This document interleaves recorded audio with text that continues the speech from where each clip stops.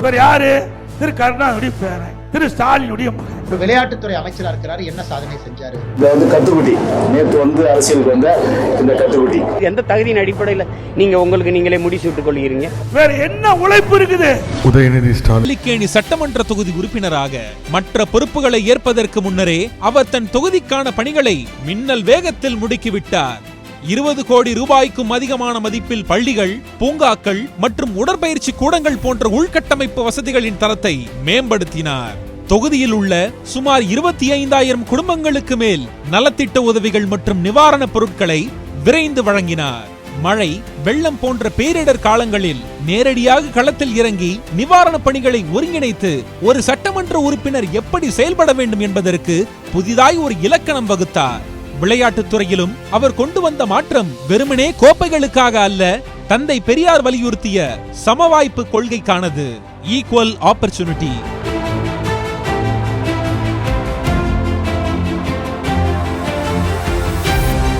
$127.90 கோடி செலவில் பிரம்மாண்டமான ஒலிம்பிக் அகாடமிகளை அமைப்பதன் மூலம் கிராமப்புற மாணவர்களுக்கும் அடித்தட்டு மக்களுக்கும் உலகத்தர பயிற்சி கிடைக்க வழிவகுத்தார். அவர் விளையாட்டு வீரர்களின் உழைப்பை மதித்தார். அதனால்தான் தேசிய மற்றும் சர்வதேச போட்டிகளில் பதக்கம் வென்ற 819 வீரர்களுக்கு ஒரே நேரத்தில் $21.40 கோடி ஊக்கத்தொகையை வழங்கி அவர்களுக்கு பொருளாதார பாதுகாப்பையும் நம்பிக்கையையும் வழங்கினார்.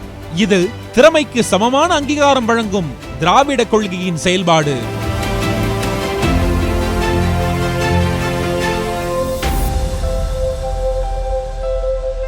மேலும் சர்வதேச போட்டிகளுக்கு தயாராகும் வகையில் சென்னையில் ஒரு பிரம்மாண்டமான மிதிவண்டி பந்தய அரங்கம் அமைக்கப்பட உள்ளது. இது வெறும் கட்டிடங்களாக மட்டுமல்ல, வருங்கால சாம்பியன்களுக்கான பயிற்சி களங்களாகவும் எழுந்து நின்றுள்ளது. அவருடைய சிறப்பான நிர்வாகத்திற்கு ஒரு சான்று 44வது செஸ் ஒலிம்பியாட் போட்டிதான். வெறும் 4 மாதங்களுக்குள் 187 நாடுகளின் பங்கேற்புடன் உலகமே வியக்கும் வண்ணம் இந்த போட்டியை நடத்தி முடித்தார். இது தமிழ்நாட்டின் நிர்வாக திறமைக்கு கிடைத்த சர்வதேச பாராட்டு. மேலும் சமீபத்தில் வெற்றிகரமாக நடத்தி முடிக்கப்பட்ட கேலோ இந்தியா யூத் கேம்ஸ் 2024 சுமார் 5000த்திற்கும் மேற்பட்ட இளம் வீரர்களின் பங்கேற்புக்கு உறுதுணையாக இருந்தார். சிறப்பு திட்ட செயலாக்கத்துறை அமைச்சராக பொறுப்பேற்றதும் நான் முதல்வன் திட்டம் அவருடைய தனிப்பட்ட கவனத்திற்கு வந்தது. இந்த திட்டம் இளைஞர்களுக்கு பயிற்சி அளிப்பதை விட வேலை வாய்ப்பை உறுதி செய்வதையே இலக்காக கொண்டது. கடந்த 4 ஆண்டுகளில் மட்டும் சுமார் 42 லட்சம் இளைஞர்களுக்கு செயற்கை நுண்ணறிவு, ரோபாட்டிக்ஸ், தரவு அறிவியல் போன்ற எதிர்கால தொழில்நுட்பங்களின் திறன் பயிற்சி வழங்கப்பட்டுள்ளது. உயர்கல்வித்துறையில் 7 லட்சம் மாணவர்களுக்கும், பள்ளி மாணவர்களில் 10.5 லட்சம் மாணவர்களுக்கும் கல்வி மற்றும் தொழில் வழிகாட்டுதல் அளிக்கப்பட்டது. இந்த திட்டத்தின் பிரம்மாண்ட முடிவு என்ன தெரியுமா? பயிற்சி பெற்றவர்களில் 3.30 லட்சம் பேருக்கு முன்னணி நிறுவனங்களில் வேலைவாய்ப்பு உறுதி செய்யப்பட்டுள்ளது. இது வேலைவாய்ப்பில் சுமார் 7.8% வெற்றி விகிதத்தை குறிக்கிறது. மேலும் நான் முதல்வன் திட்டம் குடிமைப் பணி தேர்வுகளில் உண்டாக்கிய தாக்கம்தான் மிக முக்கியமானது. 2024 UPSC தேர்வில் வெற்றி பெற்ற தமிழ்நாட்டைச் சேர்ந்த 57 மாணவர்களில் 50 பேர் நான் முதல்வன் திட்டத்தின் கீழ் ஊக்கத்தொகை மற்றும் பயிற்சியை பெற்றவர்கள் ஆவர். தற்போது 2025 UPSC தேர்வில் 85 பேர் வெற்றி பெற்றிருக்கின்றனர். கடந்த ஆண்டை காட்டிலும் 35 பேர் கூடுதலாக வெற்றி பெற்றிருக்கின்றனர்.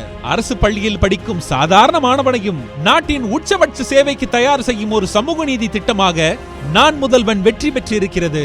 துணை முதலமைச்சராக உதயநிதி பொறுப்பேற்ற பின்னர் அவரின் ஒவ்வொரு செயல்பாட்டிலும் 2 கொள்கைகளை அழுத்தமாக தாங்கி பிடிக்கிறார். தந்தை பெரியாரின் சுயமரியாதையும் சமூக நீதியும். பெரியார் சொன்னது போல, யாரையும் நம்பி வாழாதே, உனக்கு நீயே தலைவன் என்ற சுயமரியாதை கொள்கையைத்தான் நான் முதல்வன் திட்டத்தின் மூலம் அவர் இளைஞர்களுக்கு விதைக்கிறார். அதே போல எல்லோருக்கும் எல்லாம் என்ற சமூக நீதி கொள்கையைத்தான் மகளிர் சுய உதவி குழுக்களுக்கு ரூபாய் 68 கோடி வங்கிக் கடன் இணைப்புகளை வழங்கியும் 14,525 பயனாளிகளுக்கு ரூபாய் 154 கோடி நலத்திட்ட உதவிகளை வழங்கியும் அவர் நடைமுறைப்படுத்தி